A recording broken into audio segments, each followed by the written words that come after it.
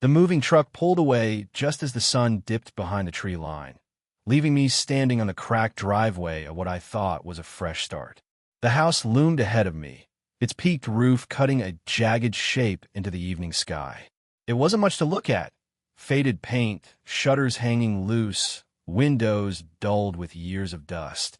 But I'd convinced myself it was perfect. Affordable. Isolated. Mine. The real estate agent had called it a fixer-upper with character. That was one way to put it. The yard was tangled with weeds. Ivy crawled up one side of the siding, and the porch sagged like it carried the weight of centuries. Still, there was something magnetic about it. Standing there, I felt as though I'd been meant to find it. I carried the first box inside, fumbling with the old brass key. The front door groaned on its hinges, exhaling a draft that smelled of damp wood and something faintly metallic. The air was heavy, like the house had been holding its breath for years. Inside, the floors creaked beneath me, boards shifting like they remembered other footsteps. The hallway stretched forward, narrow and shadowed, with wallpaper peeling in long strips that curled like paper tongues. I could see into the living room on the right, an empty fireplace, ash stains creeping up the brick.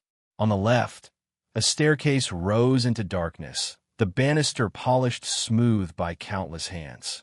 I tried to shake the unease prickling along my spine. It was just an old house. Old houses made noises. Old houses smelled strange. I unpacked in silence. Every sound seemed amplified. The thump of boxes, the rip of tape, the hollow echo of my footsteps. I told myself it was nerves. Moving anywhere alone for the first time comes with an adjustment period. By the time night fell, the house was darker than I expected. I flicked the light switches, and most of the bulbs sputtered weakly or refused to work at all. I lit candles from one of the boxes and placed them in the living room, the flames throwing long, wavering shadows across the walls. I sat on the floor with a takeout container, trying to eat, but my appetite faltered. The silence pressed down too heavily. It wasn't the silence of emptiness. It was the silence of listening. I kept glancing toward the staircase. The darkness at the top seemed thicker than the rest of the house, like it resisted the candlelight. I told myself I was being silly, that I'd explore upstairs tomorrow in the daylight. Halfway through my meal, I heard it. A sound from upstairs. A soft, deliberate creak, like a footstep pressing into the floorboards. I froze, my fork halfway to my mouth.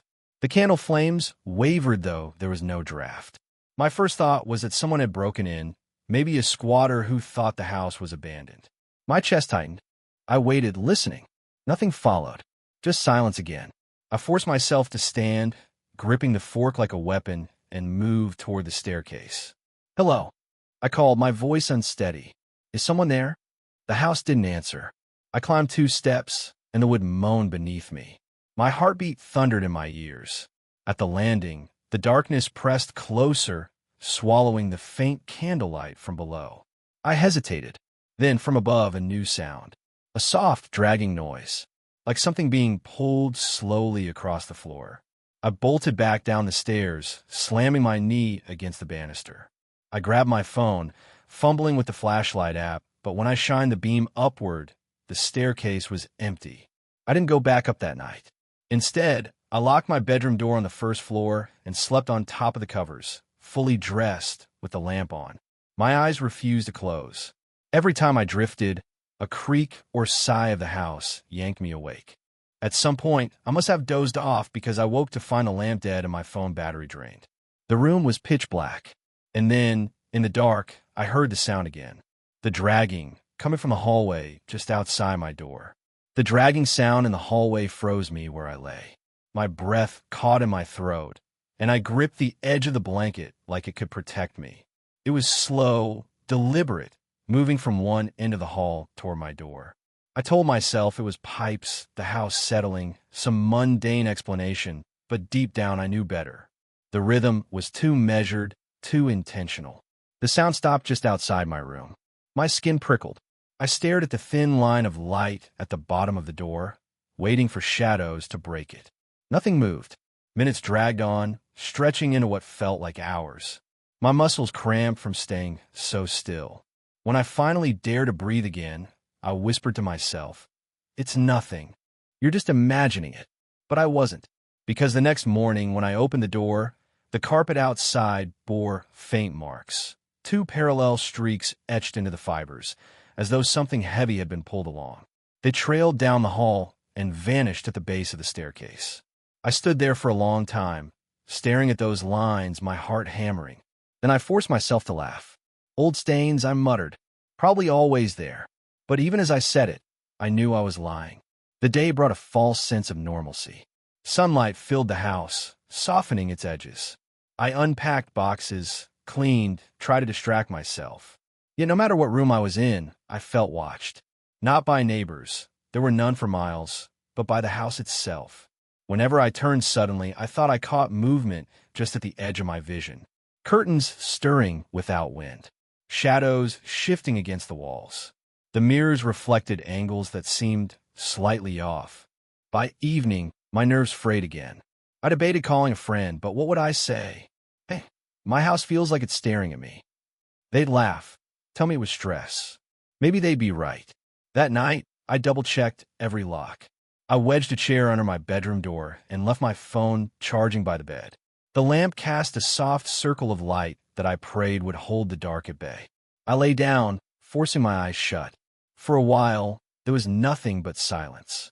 Then, creaking from upstairs. I tensed but didn't move. The sound grew louder, like footsteps pacing back and forth. Back and forth. Slow. Deliberate. I grabbed my phone and dialed the realtor's number, hovering over the call button. But then, as if mocking me, the footsteps stopped. The silence felt worse. And then the dragging returned. This time, it wasn't in the hall. It was above me, directly overhead. The ceiling groaned with the weight of it, as though something enormous crawled across the floor upstairs. My mouth went dry. I switched on my phone's recorder, hands shaking, and pointed it at the ceiling. The sound continued for nearly a minute. Drag, pause, drag, pause. Then silence. My courage failed. I didn't investigate. Instead, I pulled the blanket over my head like a terrified child and stayed awake until dawn. In the morning, I forced myself upstairs. The second floor was colder, the air sharp and metallic. Dust coated everything, except for one spot in the center of the hallway where the carpet looked disturbed. Two faint streaks trailed across it. The same parallel marks I'd seen downstairs. I knelt, running my fingers over the fabric. It wasn't imagination. The fibers were flattened, like something heavy had indeed been dragged. At the end of the hall, a door stood slightly ajar. The only one I hadn't opened yet. My chest tightened as I approached. My hand trembled on the knob. Inside was a small bedroom. Bare walls, cracked window, floorboards warped with age. Empty. Almost. In the corner sat a chair. An old wooden thing, its paint peeling. And resting neatly on the seat was a dusty porcelain doll. Its glass eyes stared directly at the doorway. A chill shot down my spine. I backed out quickly, shutting the door hard enough to rattle the frame. I told myself the doll was harmless, just something left behind. But for the rest of the day, I couldn't shake the feeling that it knew I'd seen it. That night, the dreams came. I dreamed of the hallway upstairs, endless and twisting.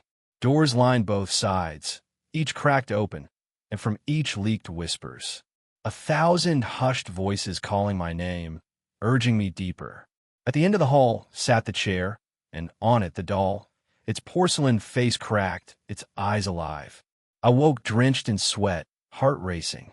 The lamp was off again. My phone was dead again. And outside my door, something scraped slowly along the wall, back and forth like fingernails tracing the plaster. I pressed my hands to my ears, tears stinging my eyes. The house wasn't empty. It had never been empty. By the third day, I couldn't pretend anymore. Something lived in that house with me. The marks on the carpet hadn't faded. If anything, they had deepened, carved more sharply into the fibers, as though something dragged itself across the floor night after night. I avoided the upstairs for hours, busying myself with cleaning downstairs. But no matter how much I swept or scrubbed, the air remained heavy, damp, suffocating. Every window I opened refused to bring relief. The house seemed to breathe its own stale atmosphere, exhaling against me, filling my lungs until I felt dizzy. By afternoon, I gave in and walked upstairs again.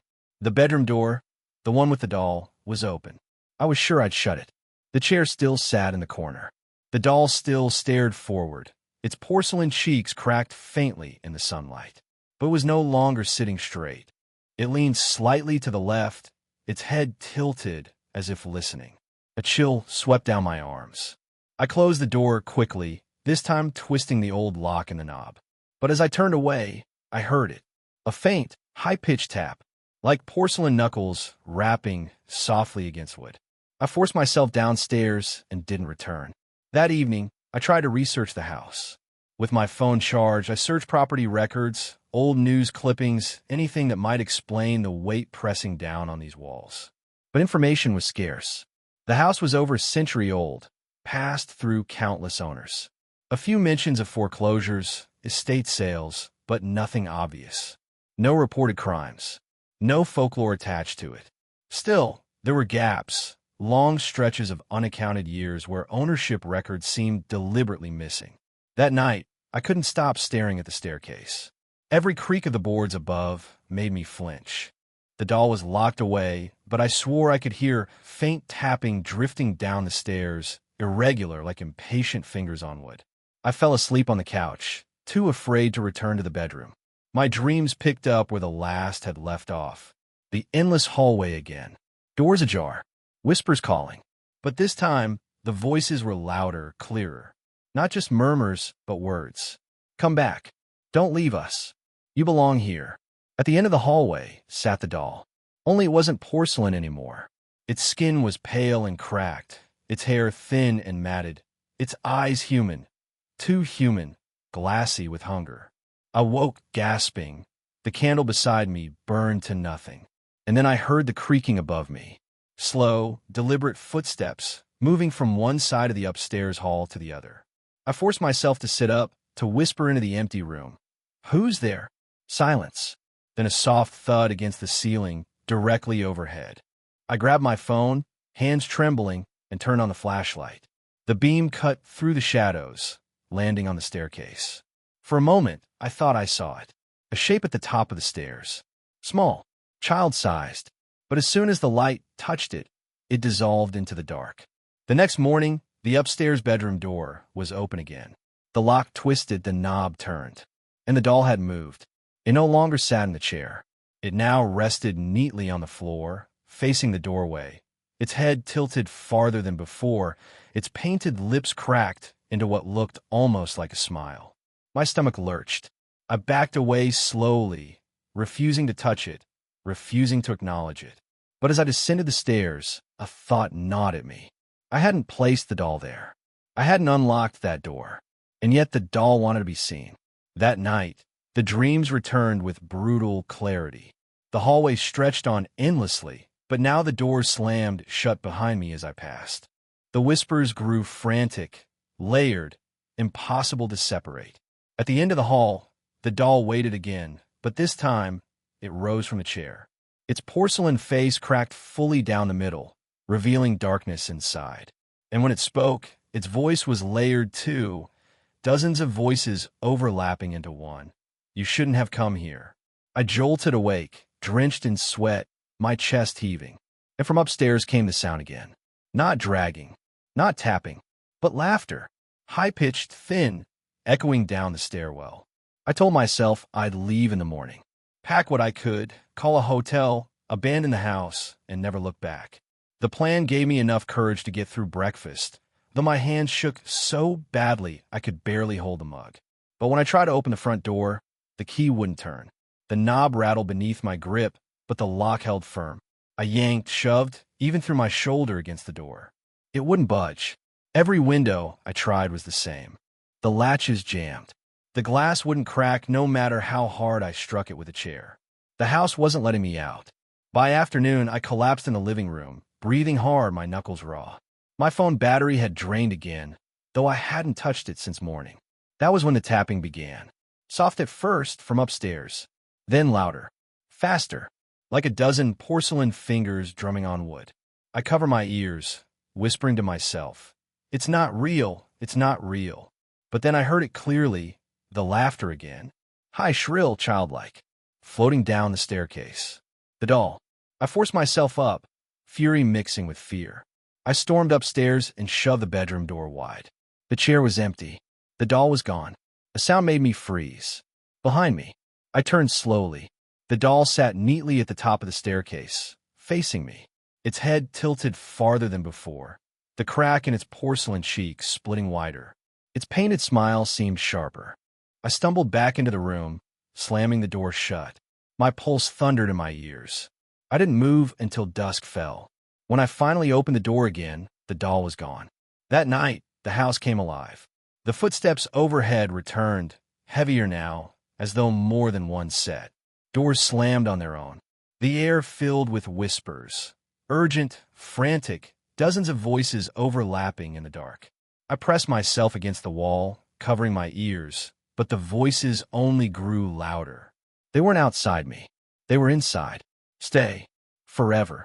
You belong to us. The lights flickered, then died. The house plunged into darkness. I fumbled for a candle, but the match broke in my trembling hands. Then, in the glow of my phone's fading screen, I saw it. The doll, sitting in the corner of the living room. Its eyes glinted in the dim light, and for the first time, its mouth moved. The porcelain cracked wider, splitting as it whispered in a voice like dry leaves, "You can't leave." I dropped the phone, the screen shattering against the floor. The whisper echoed through the room, overlapping with laughter, with footsteps, with the chorus of voices pressing against the walls. I stumbled backward, hitting the fireplace. My chest heaved, my vision blurred. The house wasn't just haunted. It was alive, and it wanted me. I lost track of time. Morning and night no longer followed each other the way they should. Shadows stretched too long. Candles burned down too quickly, and sometimes the clock on the wall spun forward hours in a single blink. The house no longer hid its hunger. Every hallway stretched farther than it had the day before. Doors opened to places that didn't exist. A closet revealed a stairwell spiraling down into blackness. The bathroom mirror reflected not the room behind me, but another version of me, standing in a darker house, smiling when I wasn't. I tried to tell myself I was dreaming, but the hunger in my stomach, the ache in my bones, told me otherwise. The doll appeared everywhere now. No matter where I turned, it was there. At the foot of the bed, on the kitchen counter, sitting upright in the bathtub, its head tilted so far it should have snapped. And sometimes, when I blinked, it wasn't porcelain at all. Sometimes it was flesh. Pale, soft, eyes too large, smile too wide. The voices grew louder each night. Sometimes they spoke in unison. Other times they overlapped in chaos. They didn't just say my name anymore. They told me secrets. Things about myself I'd never said aloud. Regrets I thought I'd buried. They knew everything. "You never should have come here," they hissed. "But you were always meant to." I tried the doors again, the windows desperate for escape. But the house shifted around me. Rooms rearranged. Corridors doubled back into themselves. Sometimes I opened a door and found myself staring at the same room from a different angle, as though the house was folding in on itself. Once I opened the front door and saw only darkness, endless and absolute. No ground, no sky, just void. The house didn't want me gone. It wanted me lost. That night, I dreamed again of the upstairs hallway. But now, the doors didn't just whisper, they opened. And from each emerged figures. Dozens of them. Pale, eyeless shapes dragging themselves forward, their mouths stitched into porcelain smiles. At the end of the hall, the doll waited. But it wasn't small anymore. It towered above me, limbs bent at impossible angles, its cracked face splitting open to reveal a chasm of teeth. I woke screaming, only to find myself not in my bed, but at the top of the real upstairs hallway. Every door wide open, every shadow waiting.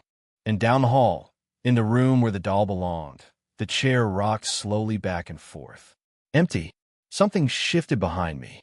I turned, heart hammering, and froze. The doll stood upright at the opposite end of the hall.